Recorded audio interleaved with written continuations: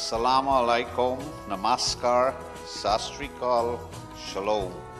May the peace and blessings of Almighty God be with us all.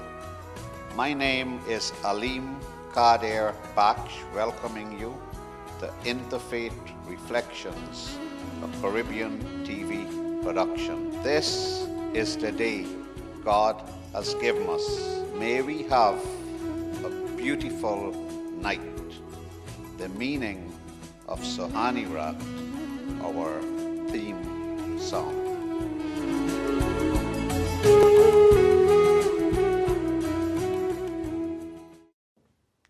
Assalamu alaikum wa rahmatullahi wa barakatuhu. We now open with Surah Fatiha, the opening chapter of the Holy Quran. أعوذ بالله من الشيطان الرجيم بسم الله الرحمن الرحيم الحمد لله رب العالمين الرحمن الرحيم مالك يوم الدين إياك نعبد وإياك نستعين اهدنا الصراط المستقيم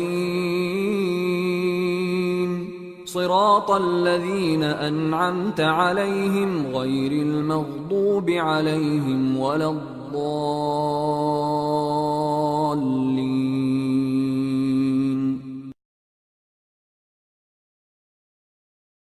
Recently, the students of the Holy Blossom Synagogue in Toronto paid a visit to the Imdadul Islamic Center. Interfaith Reflections was there to capture these highlights. أعوذ بالله من الشيطان الرجيم بسم الله الرحمن الرحيم. Brother and sister in Islam, today has been a wonderful day for the Imdadul Islamic Center.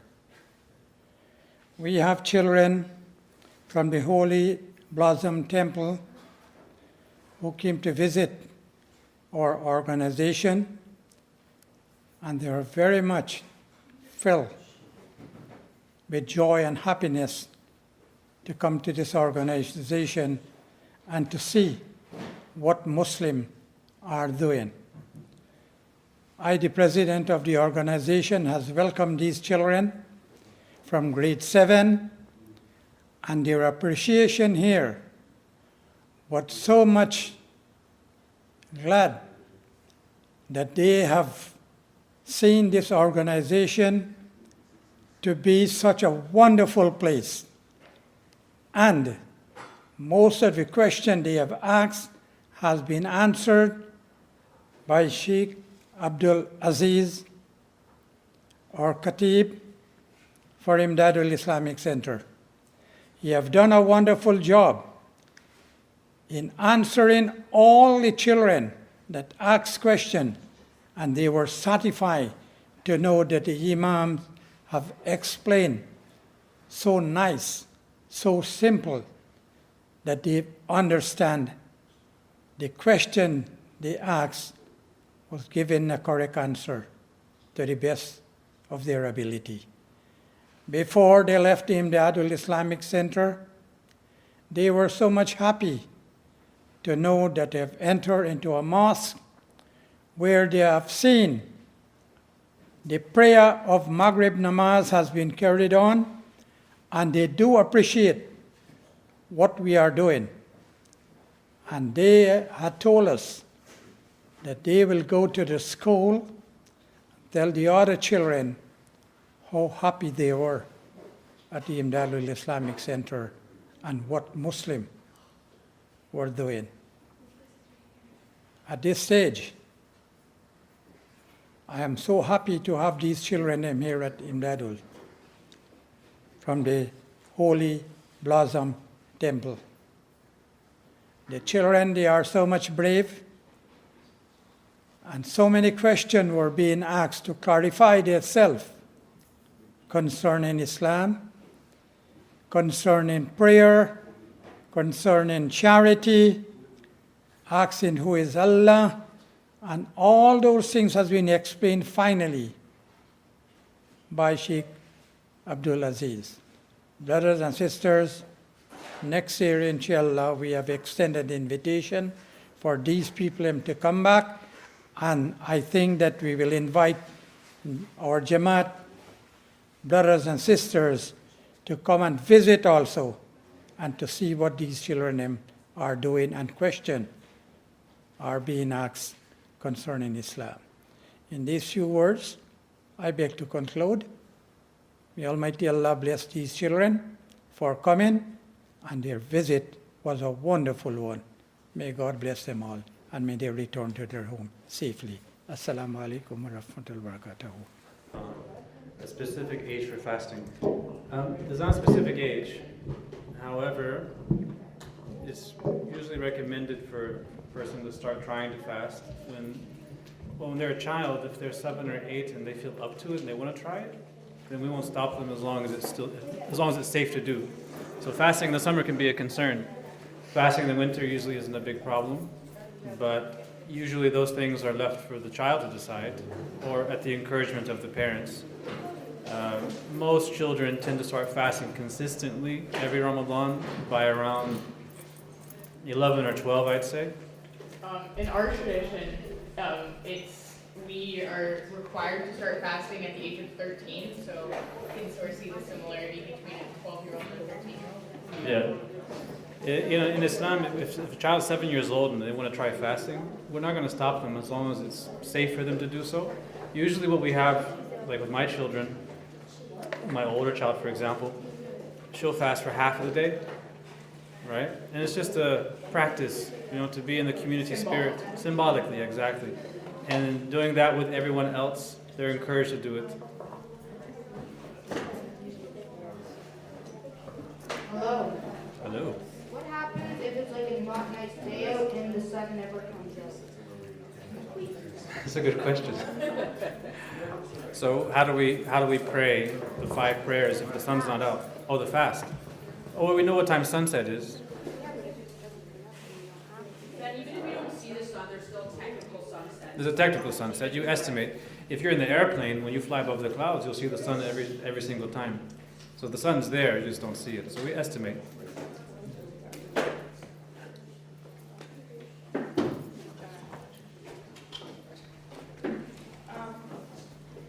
In the Jewish community, we have it's called a bar mitzvah or a bat mitzvah for a girl, and it's being part of the community is like the point where you're like officially like a grown up, and you're like, it's okay, and you're part of the community. Is there something like that? Yeah. So we don't have anything specific in the Islamic tradition that's similar to the bar mitzvah. However, in many Muslim cultures, you do have what you can call coming of age ceremony. And this used to be the practice all around the world and even in Western culture. And sadly, that's been lost, where someone comes of age and they're not initiated into that stage in their life through something very profound, right? So in the Islamic world, in the Muslim world, wherever that may be, in many cultures you have similar types of practices where when the child reaches the age of puberty, there's a ceremony, or there's a gathering, or there's some kind of rite of passage to enter them into that new stage of their life. Do you have any other special ceremonies or anything? Pardon? Other special ceremonies out of like a wedding? Oh, yeah, so special ceremonies. So in terms of holidays and things like that, we have 2 major celebrations, or you could say 3. You have the first one called Eid al-Fitr, which is the celebration the day after the end of the month of Ramadan where we fast.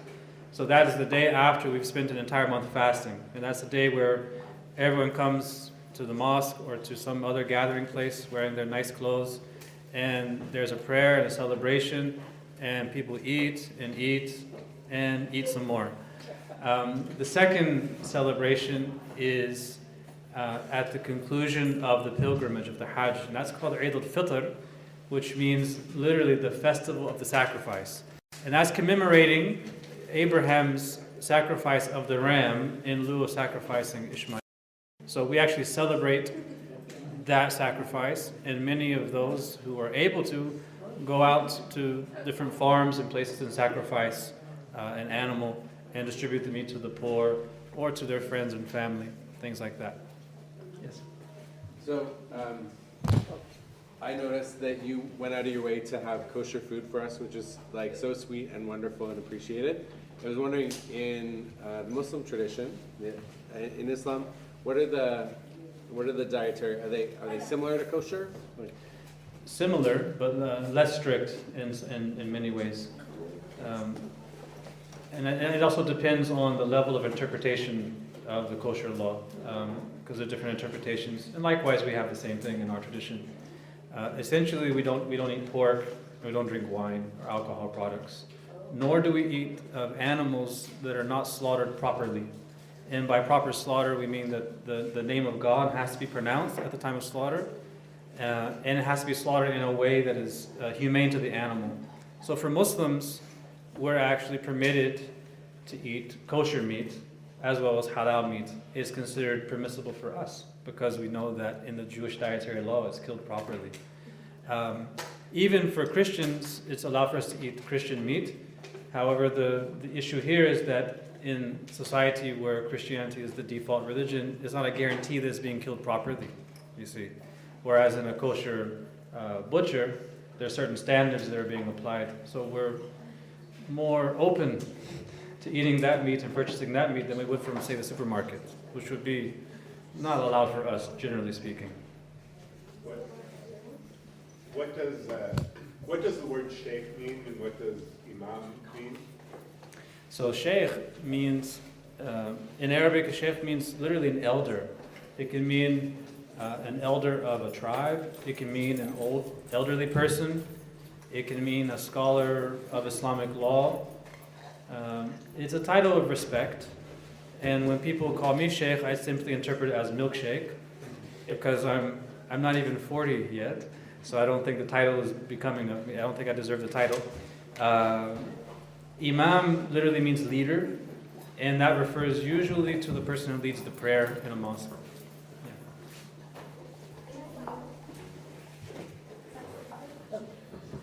Are children required to say the prayers also? Even if they have school and stuff? So generally, children are encouraged to pray at around the age of 7, and around the age of 10, they're told to pray, but it's not yet obligatory on them to do so. The prayers become obligatory, they become necessary for them to do when they reach the age of puberty. Before that, it's something that they get blessings for, but they're not ordered to do. It's not necessary for them to do. Assalamu alaikum, and welcome to the Imdadul Islamic Center, located at 26 LePage Court in North York. Programs at the center are as follows.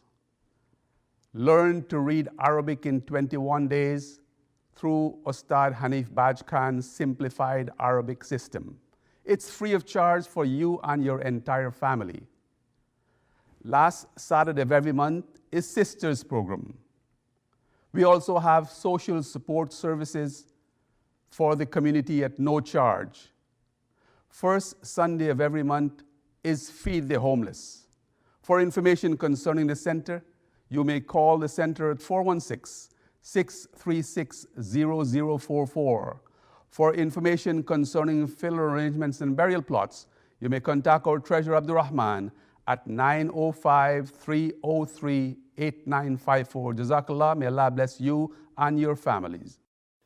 We invite you to join us to further your viewing pleasure.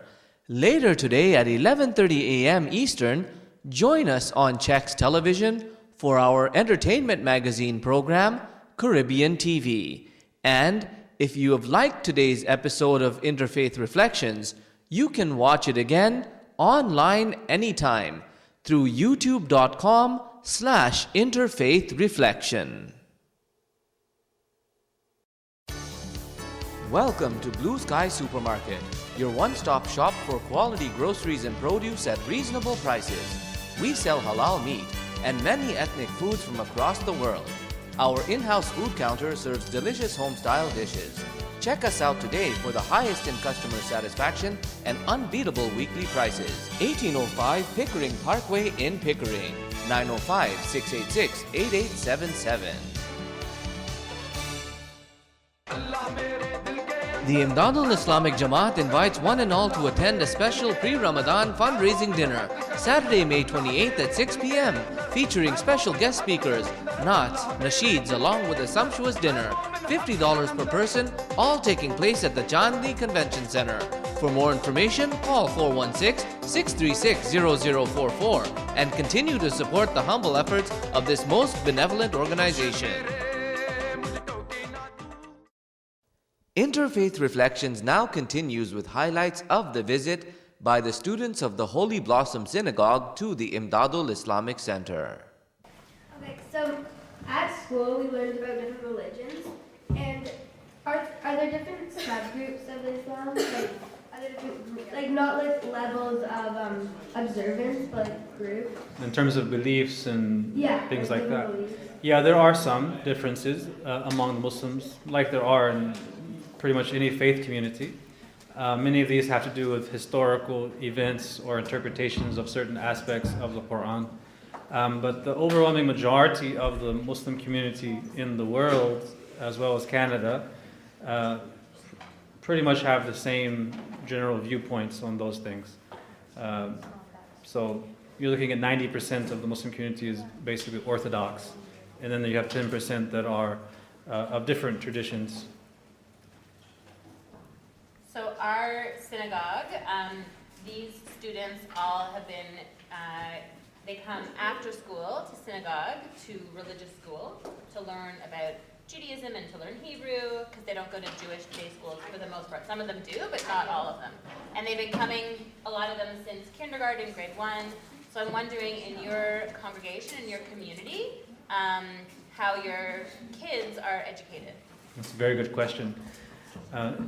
Education in the Muslim community, it is a big challenge, and we do have a number of schools in the GTA that we could call Islamic schools, which are basically schools that teach secular subjects in addition to Arabic and memorization or study of the Quran and the Islamic tradition. And I mean, I don't know exactly how many schools there are in the GTA, but there's quite a few. But there's always a need for more, because in every single school I know of, there's a massive waiting list of at least 2 or 3 years to get children in those schools. So it is something of a crisis for us because of the lack of qualified institutions. So many parents, if they don't have access to those schools, they'll take them to either some Sunday school program or after school programs in different mosques, or weekend programs here or there, or they may even teach them at home to their own ability. Yeah. So Muslims also often get represented really badly on TV and in the media, and in the United States right now with people running for president, there's often a lot of misinformation. Is there a couple of things that you would want, if you were going to tell the world what being a Muslim is about or what Islam is about, is there a few things that you would say?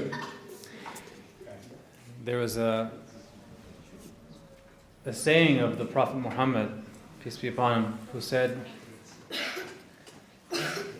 "Feed people and spread peace among people. Do that, and you enter heaven in peace." This is the underlying message of Islam. And what I found, especially as an American, what I found is that those misunderstandings come most often from people who have never had any actual physical face-to-face interaction with Muslims. Virtually every person who has a neighbor that's a Muslim, or a coworker that's a Muslim, or who otherwise interacts with Muslims and who has talked with them as a human being, they don't buy into a lot of the nonsense they hear in the media, because they realize these are human beings, that these people, you cannot boil down an entire faith community of 1 billion people to a soundbite. And this has been my experience. that the way to respond to that ignorance is through knowledge and through getting to know one another, through building a community of all faiths and having knowledge of each other as people, as human beings, because God created all of us as in different nations and different tribes for us to know each other. And it's in shutting ourselves off from other people that we buy into stereotypes, we buy into these false narratives in the media, and we have this air of suspicion about people we don't even know. And there's more qualified people to speak about these issues, but this is just my own observations on the matter. I've got a question for all of you. Can you tell me what is written up here? Can you see that? It was, okay. What does it say? It says, Imdadul Islamic Center welcomes students from the Holy Blossom Temple. Okay? We had that, and that was done by our coordinator, After Shaliza, who's the one who was responsible for all the preparation. She went to the restaurant, King David Restaurant, and she got all the pizza, and I told her, I spoke to Debbie, and Debbie said, pizza from Pizza was going to be okay. She said, no, we got to make sure it's done right. So she's, a round of applause for her on the back there. She's going back to San Diego after she's finished here, okay? So. Have you ever been on an airplane when it's praying time? Yeah, I have. What'd you do? I wait till I get off the airplane. If you have to pray on the airplane, then you can pray sitting down. That's what I would do. You can, ideally you would stand up, but if you can't, you just pray sitting down, keep it low key, especially in this climate, right? Because you have some people, they get a little squeamish, right? So in that case, we just wait till I land and I get somewhere, a nice quiet place. Okay, we'll take 2 more questions and then the President will want to address you. You said one of the 5 pillars of Islam was going to, like, Israel or something. The black box. Going to Mecca. Yeah. Have you done that? So there's two types of pilgrimages to Mecca. There's a major one and a minor one. So the major one you have to do at least once in your life if you're able to, if you can afford it. And that's done in a specific time of each year, a specific month. There's a minor one you can do any time of the year when you go, and it's much shorter. I've done the shorter one, and I'm still waiting to do the bigger one. Also, I noticed you have a ring. Is that something to do, or is that just personal design? No, this is so this ring is actually a particular stone called aqiq, or carnelian in English. And it's reported that the Prophet Muhammad, peace be upon him, had a ring with this stone. So I wear this ring with this stone because it's an imitation of him, emulating him, because of my love for him. So in wearing it, it reminds me of him. That's why I wear it. But there's no other, you don't have to wear it or anything like that. Our final item today is a naat by Saira Naseem, Shah-e Madina. Shah-e Madina, Shah-e Madina, Yasrab ke wali, sare nabi tere dar ke sawali. Shah-e Madina, Shah-e Madina.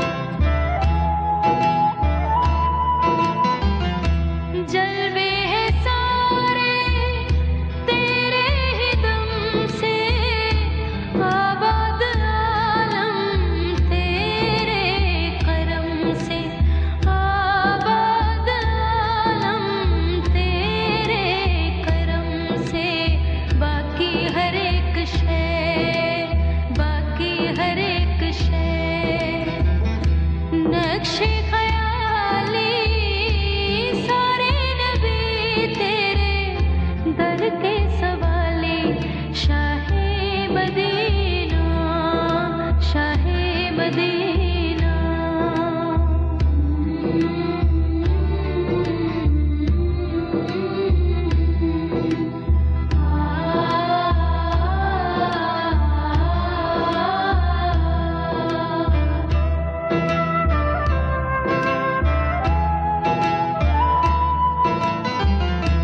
तेरे लिए ही दुनिया बनी है नीले फलक की चादर तनी है नीले फलक की चादर तनी है तू अगर ना होता तू अगर ना होता दुनिया थी खाली सारे नबी तेरे दर के सवाली शाहे मदीना शाहे मदीना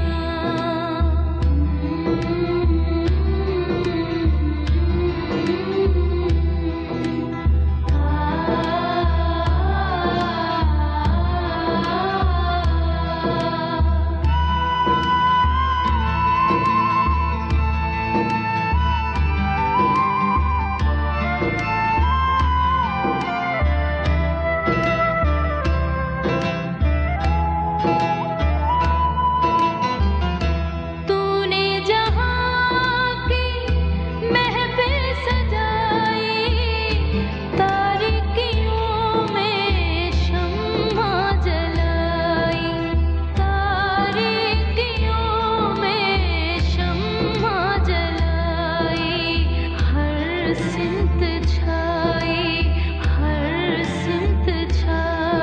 थी रात काली सारे नबी तेरे दर के सवाली Shah Medina Shah Medina Yathrib के वाली सारे नबी तेरे दर के सवाली We've now come to the end of our program for this week. May you all have a very pleasant week ahead, inshallah, as I join with the President and members of the Executive and of the Imdadul Islamic Jamaat of Toronto in sending darood to the Holy Prophet Muhammad, peace and blessings of Almighty Allah be upon him, and salams to all of our brothers and sisters. Assalamu alaikum wa rahmatullah wa barakatuhu. दर के सवाले Shah Medina